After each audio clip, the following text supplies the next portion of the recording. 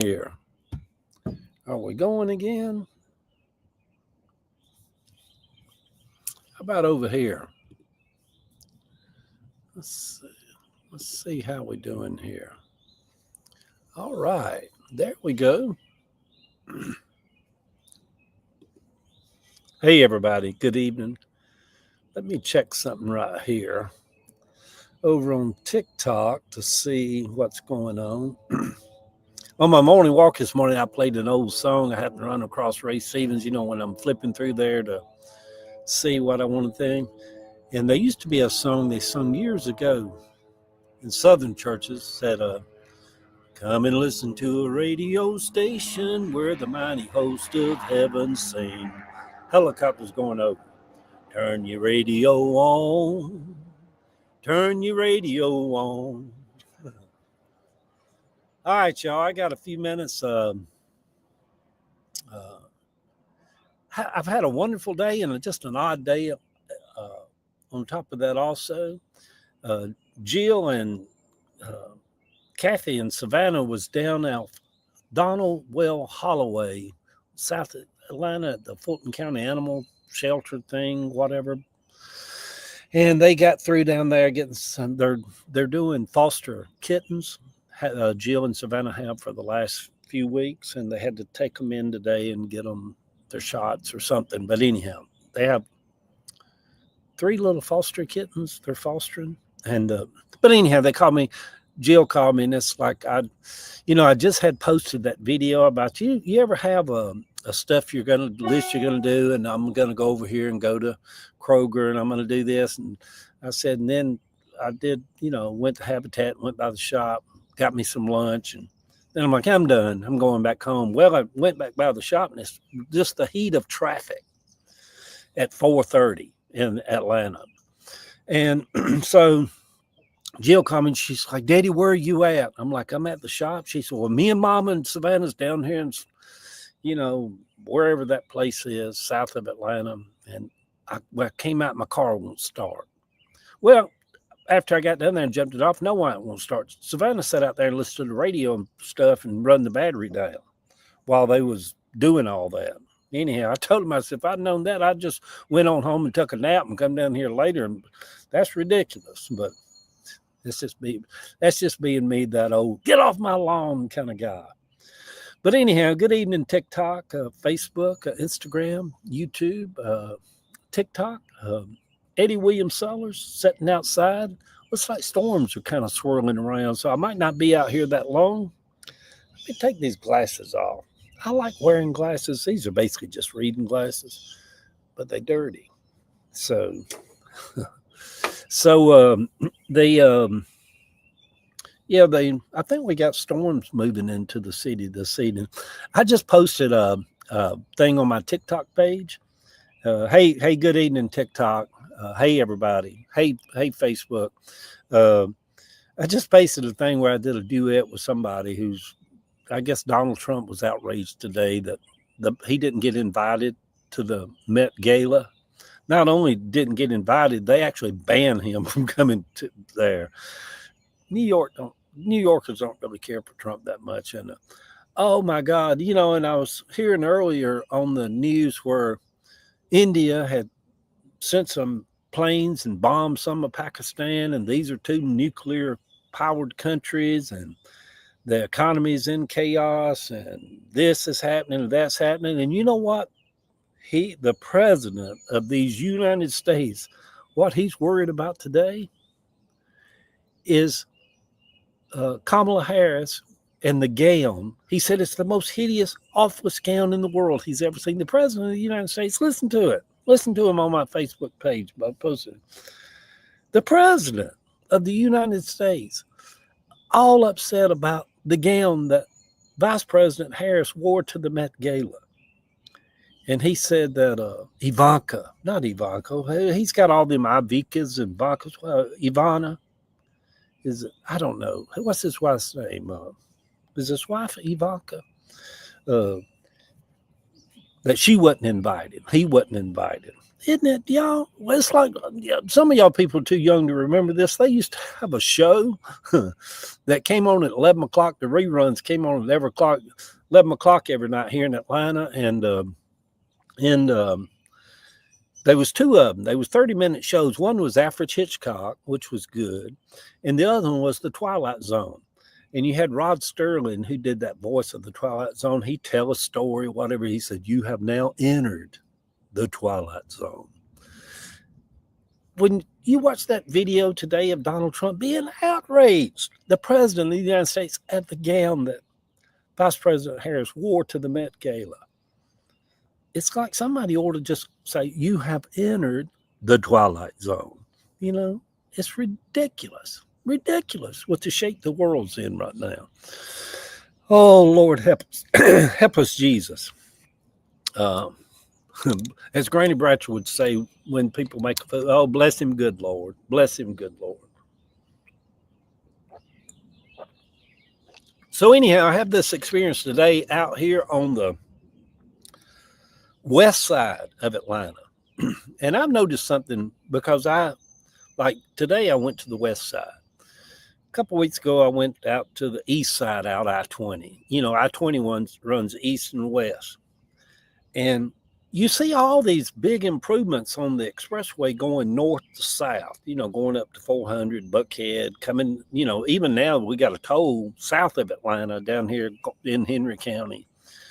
And you see these road improvements. When you drive out I-20 east or west from downtown Atlanta, they ain't hardly done nothing to that. And the traffic's so bad. Oh my God, I had such anxiety time I got to them to jump them off. That whole thing, Fulton Industrial Boulevard, 285, Donald Lee Howell Parkway. I mean, it's just a big mess. And so every time I drive one of the directions, east, south, west, and north, whenever I drive one of them, I always think this is the worst side of Atlanta, this west side getting out here, 5 o'clock traffic. Then if I drive to Conyers, I'll be like, man, ain't no way I could live out here in Conyers. This is the worst side of Atlanta, this east side out here in Atlanta. And the south, I mean, my God, when you go to Florida, you have to go south. McDonough is about 20 miles south of Atlanta. You always going to have, you know, you're going to have to be bottlenecked there for about an hour to get through Henry County, even with the toll that they have down there now. So anyway, good evening, everybody. I'm just sitting here rambling. It ain't a pet peeve. It's just like Atlanta has grown so much, and all the big streets of Atlanta, like Memorial Drive, they've never added lanes to it. They're taking away lanes in all the neighborhoods and major thoroughfares like Memorial Drive and Moreland Avenue, and they're taking 4 lanes and making them 3 lanes. They're taking 5 lanes and making them 4 lanes. With this massive explosion of people coming in, they're making less lanes, and because they're making a lot of bicycle lanes, you know, all over the city. Now you even in East Point, you know, you wouldn't think East Point would be Pam over on Facebook says, I lived in Covington for 14 years. Yeah, not only that, but I-20 going out from Atlanta to Conyers, it's just dirty and run down. I know they're making a little big cadoodle right out there now around 285. They're doing a little like Spaghetti Junction and getting off and on 285 at I-20 down there below South DeKalb Mall. It's just dirty and little and dingy, and like they hadn't done nothing out through there with it. And then no matter which way you're going, you'll have 15 miles of cars just sitting there, you know. And but anyhow, getting back to what I was saying about them taking away lanes, all kind of lanes in the city. Atlanta's becoming, hey, Linda, thank you over there for the likes and the hearts, and thank you all over on TikTok. Good evening, everybody. But not only that, they're taking away all these lanes. Like Memorial Drive to me it goes from downtown by the Capitol all the way out to Stone Mountain. Memorial Drive does. So does Covington Highway. They're taking away lanes. And so a city engineer for the city of Atlanta, and I own a blueprint shop over in Southeast Atlanta, A1 Blueprint Company. So I was talking to a city engineer. I'm like, what's up with all that? And he's like, here's their way of thinking. You can never build enough lanes to handle the traffic that Atlanta's going to have. They even have proposals of building like 75, 85 downtown to build an above, like have a 2-tier expressway, and maybe one's coming and one's going on top of each other. There's all kind of designs like it. But he said the city planners, their way of thinking, you can never build enough highways for another 100,000 people coming every 12 months. And he said, so their thinking is make it as damn difficult as you can for people driving through the city of Atlanta. And this is the honest God's truth, what he told me. Make it as difficult as you can. And then people will be like, you know what? I'm going to take MARTA, or I'm going to take a bicycle, or I'm going to walk, or I'm going to take an Uber. And that sounds like San Antonio. Yeah. Isn't San Antonio a beautiful town, though? Me and Ava spent a few nights out there. It's so pretty. I enjoyed it. And then we drove from San Antonio. Don't I get like squirrel? I get off in a tangent. Then we drove from San Antonio up to someplace in New Mexico, going out across Texas that way. It's like being on another planet down there. You could go 90 miles an hour on that expressway out through there, highway or whatever it was. At least I did, trying to get the hell somewhere where I could see some civilization. But anyway, traffic, for people like me, I know all the shortcuts, how to cut through Lakewood, how to cut around the backside of Decatur, how to zip and zag through Cabbagetown to get here to there, to go up to Buckhead. You can go up Cheshire Bridge or go around this way. But today, I just sat there trying to go 6.7 miles out I-20 to 285 on the west side toward Fulton Industrial Boulevard. Just nothing but a cluster and mess and just crazy and no accidents, no nothing. That's just everyday driving and living in Atlanta. It is very beautiful. San Antonio is. One of the great joys I had for 18 years, I lived on Ormwood Avenue right off Boulevard. In my shop that I worked at, it's just right across the bridge of I-20. I could walk home for lunch, walk to work if I wanted to. I didn't even have to drive. But y'all, we have across the street from us, this is the honest God's truth. I'm on the corner of Woodward and Boulevard. Well, from my front door, you can look catty corner across the street and see a Chevron service station, and it used to have a Blimpies in there. Honest to God, I had employees over the years that would get in their car and drive 1 block to Blimpie and get them lunch and then drive back across Boulevard back to the shop. It wasn't even walk over there. Atlantans are just not walking. There's just not a walking city. And I think that's one reason I love New York and Paris and London and cities that are just really where you just see hordes of people out walking all the time. It's conducive to make you want to walk, and but anyway, Ava is in the process of driving this evening back from Nashville to Atlanta, and she should be getting maybe here around 9:30 or at some point. And then she's going to spend the night here, and then about 3:00 tomorrow afternoon, her and these co-workers, I don't know, they had went to Nashville to work with some students at Vanderbilt.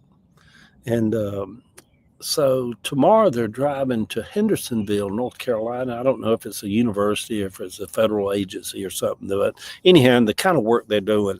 So she's going to be going, she'll be here tonight. And then the rest of the week, she'll come back this weekend sometime once she does that. But good evening, everybody. Hopefully we get a little bit more rain tonight, and we're just living in strange times, y'all. I know that I should be used to the Trump stuff, but I just don't think I'll ever get used to it. When I think of like the president of the United States, when I look back at just in my lifetime of having presidents like Jimmy Carter and Lyndon Johnson, George W. Bush, and Ronald Reagan, and and just the presidents, and I read about the historical presidents and Abraham Lincoln and John F. Kennedy, and all this stuff. And then today, I'll just never get used to this. The president of the United States is outraged at the gown that Vice President Harris wore to the Met Gala. Y'all, yeah, that's just weird to me. I can't get my brain around that. I certainly can't get my brain around that, how somebody could say, of all the people in the world, that's the person I'll vote for. That's the person I want to be president. It's weird. It's weird. I can't get it. I just can't wrap my brain around it. And I had to just tenderly kind of tiptoe through there. She did look amazing, didn't she? She looked amazing. We're talking about Vice President Harris. So anyhow, in other news, I noticed today or yesterday that Governor Brian Kemp of Georgia, yeah, she did. He's so presidential, though, isn't he? Yeah, she does look great, doesn't she? In other news, I seen yesterday or either today where Governor Brian Kemp said he's not running against Jon Ossoff for the Senate. I think Governor Kemp would probably beat him if he did. But he might be a wise politician to realize if these tariffs kick in and become as bad as some prognosticators say they're going to be, it's going to be hard for a Republican to get elected in the midterms, which is when he would be running against Ossoff. And there could be that he's thinking about. But I think the bigger thing he's thinking about, he probably could beat Jon Ossoff, because Jon Ossoff doesn't have the charisma and the wherewithal that Raphael Warnock has, Senator Warnock, Pastor Warnock, who knows how to speak and just enthuse a crowd. But I think with Governor Brian Kemp, I think he's going to, what he's doing, he's probably laying the groundwork to run for president. And he'll be a very formidable candidate on the Republican side to run for president. He's been a very successful governor, even though I didn't vote for him either time. But the Republican independent conservative group of America, they probably look at him as a very legit, decent man. He's a little too religious for my taste. But I think he's going to run for president. And also, and these are just personal opinions, y'all. And I know y'all, everybody can see things how they want to see it. I've seen where former mayor, well, let's stop doing that. All right. Well, former Mayor Keisha Lance Bottoms, exploratory committee to run for governor. We have Democrats that can get elected. We have other people who, for whatever reason, they seem to want their persona out there and to be powerful. She could never be elected governor statewide in the state of Georgia. She wasn't a good mayor. The reason she didn't run for her second term was she knew she couldn't get reelected as mayor. She had butched and bungled and messed up the police department. We had riots in the streets and buildings being burned, and Wendy's, she opted out. I was very disappointed that we had a period in Atlanta of about 3 months that if anybody had an accident, a car wreck in the city, they told you don't even call the city of Atlanta police to come out to do a police report because she had told them don't go out. And which is very unnerving, that y'all just figure it out, call you insurance companies. And so I don't know why she thinks she could run and have a chance of being elected governor. So Dennis said he's not crazy enough for the Trumpers. Yeah. Well, Margaret Taylor Greene is going to run. That's my hope, because I'm telling you, talking about a Looney Tune. And what was that? The Brockett Congress lady said, big, bad, blonde bitch, lesbian or something, whatever she called her. I hope Margaret Taylor Greene not only runs, but I hope she's the Republican nominee for the Senate against Senator Ossoff, because I think he could beat her. Because I'm telling you, and y'all people take this with a grain of salt that might hear this or come across this, but I'm just going to tell the world, the white people that live up around Rome, Georgia, and Cartersville and Adairsville and that region all up through there where Margaret Taylor Greene is at, they're a bunch of kooky white people. There's a saying down in the South, CWPs, crazy white people. Yeah, they might love her. Let Fulton County, DeKalb County, Cobb County, Gwinnett County, Henry County, and Clayton County, which is about 80% of Georgia, which is down here around the 285. They don't care nothing for her. They know she's a nutcase. They know she's a wacko, And so I hope that would be our best option, if something like that does go on. So Margaret Taylor Greene, isn't she pitiful? Just pitiful, y'all. Just pitiful. She reminds me of somebody who could have been one of my kin folks. Just ain't got a lick of sense, as they say. So, but anyway, everybody, good evening. I'm just sitting out here piddling and diddling. I went by Roussan's today. There's a sushi place in Atlanta called Roussan's. And hey there, thank you there. Nade the Groomer. Hey Eddie, I just love you. Thank y'all. I went by Roussan's today, a sushi place in Atlanta, and I just wanted to treat myself to something. I don't eat sushi often, but when I do, I love all the different textures, and they got that little ginger stuff and the green stuff, and you put a little this and a little that. Boy, it just sets your mouth on all this flavors and stuff. I love it. But anyhow, some of you people that follow me know this coming Monday on May the 12th, I'm going to be doing a fast that day. And it's just a fast to recalibrate my mind, my body, my spiritual being, my health, just to have a day of fasting Monday. Invite anybody that's listening. You don't have to say, I'll do it with you, Eddie, or there don't need to be no testimonies of miracles. If you do it. But I don't know. I just want to fast Monday. And but anyhow, I'm not fasting now. So after I had my sushi today, they had not fried. It's called tempura ice cream, which is just basically fried ice cream. And I posted a picture of it on my Facebook page. It's of the devil. I can tell y'all that. Anytime you take ice cream and you fry it, it's of the devil. It tasted pretty good though. I ate every bite of it. And but anyway, I've kind of got into a rhythm over this last year of walking and trying to eat healthy. And I've just had like one real meal a day.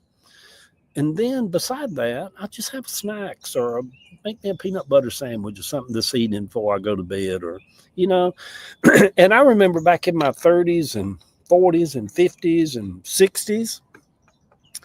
Oh, I like to have me maybe a sausage and egg biscuit for breakfast, and a Whopper and some onion rings for lunch. And then at dinner, a big plate of spaghetti and a slice of cake, and 3 meals a day. I don't think we need 3 meals a day, y'all.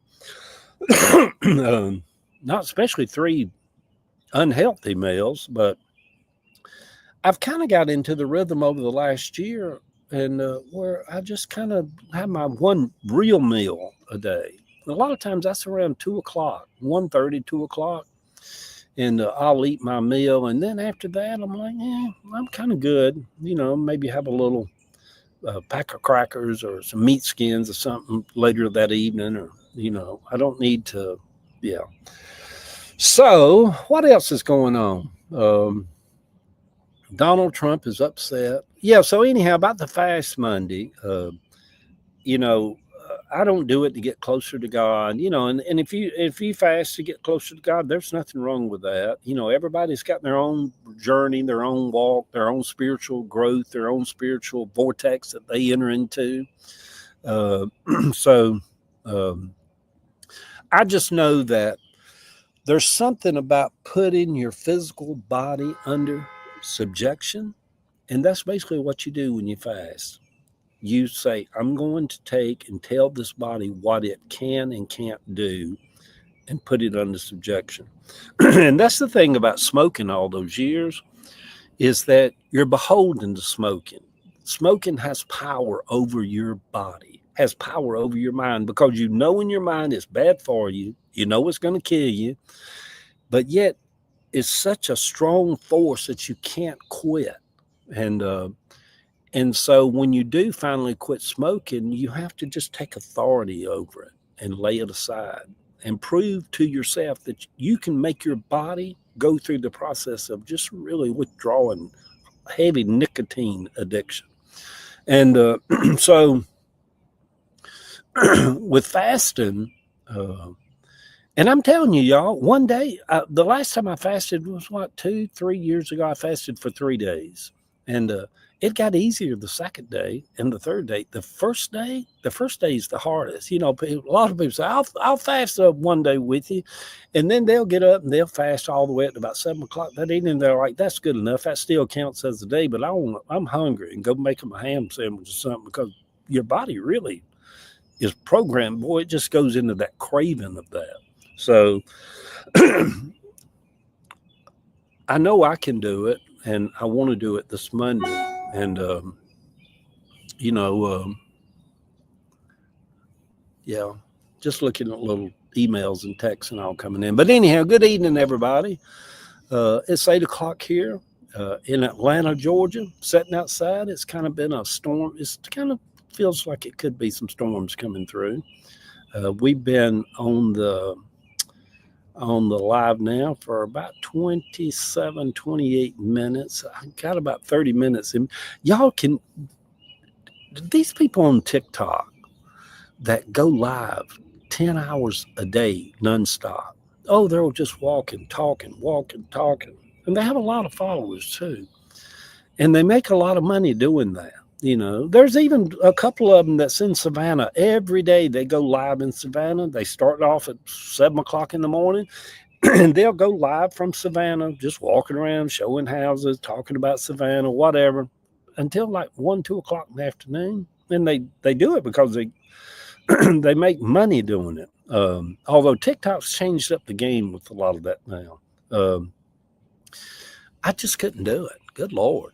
That's a lot to go live with. So anyway, there's a guy that walks around Atlanta. I haven't run across him yet.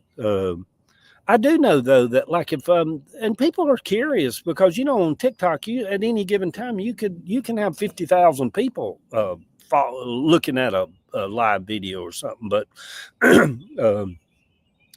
But I do know when maybe a year ago, I'd go over and I'd walk through Oakland Cemetery and do a little live for 30,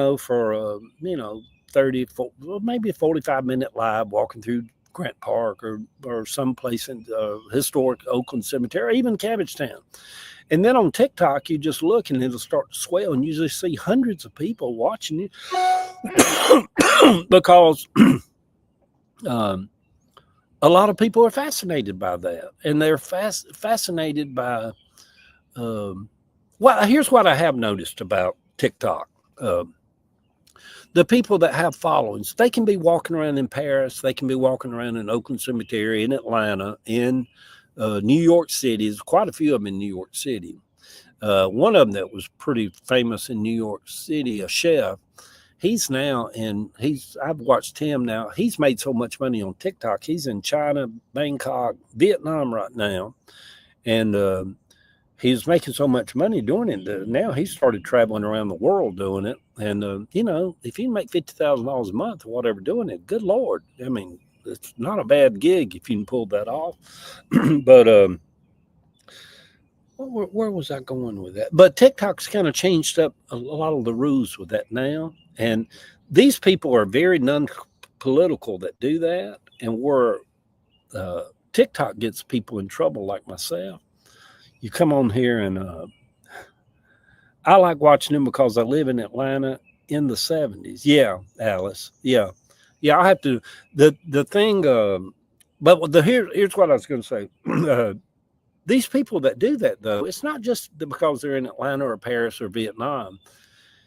They're on air so much that they themselves become the personality that people get used to how they talk, how they explain things. And so they themselves, it kind of reminds me a little bit in a way that like years ago, I loved watching Johnny Carson on the Tonight Show. Well, they say tune in, Lucille Ball's going to be here, Burt Reynolds, whoever. But none of us ever watched that show to see any of them. We watched that show just to watch Johnny and just his little silly golf swing and his little takes on stuff. He was the star. He could have everybody else on there. Y'all feel the storm coming in, can't you? And and I've always felt that way about a church too, about churches. If people that go to church somewhere, yeah, you can be Methodist, Presbyterian, you can be, Baptist, evangelical, whatever, but wherever you go to church at, you really go to church because that preacher touches you in some kind of way. You like the pastor, and I know a lot of them, pastors come, pastors go, and people keep staying.